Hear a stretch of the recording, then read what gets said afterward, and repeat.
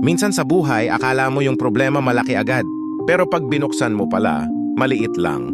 Matagal lang pinabayaan. May pumasok na minivan dito sa Door Doctor Garage. Reklamo ng customer. Power window sa harap, left side, ayaw gumana. 6 na buwan na raw niyang tinitiis. 6 na buwan na bukas-sara sa kamay. Parang ibang problema sa buhay, sanay ka na kahit hindi na tama. Tinanggal namin ang door pad. Check namin ang motor. Okay pa. Walang kalawang, walang sunog, gumagana pa.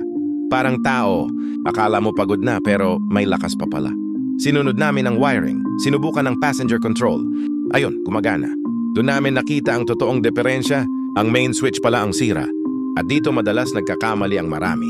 Kapag sira ang main switch, kahit okay pa ang passenger switch, hindi na rin ito gagana. Parang relasyon, parang pamilya, parang trabaho.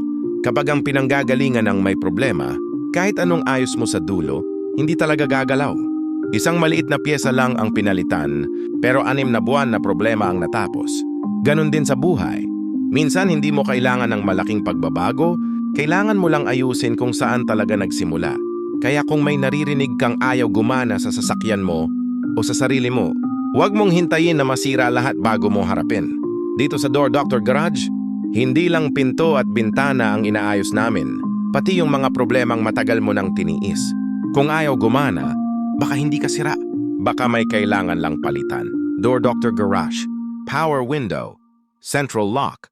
Wiring specialist. NLSA Road, Burgi, Lagao, General Santos City.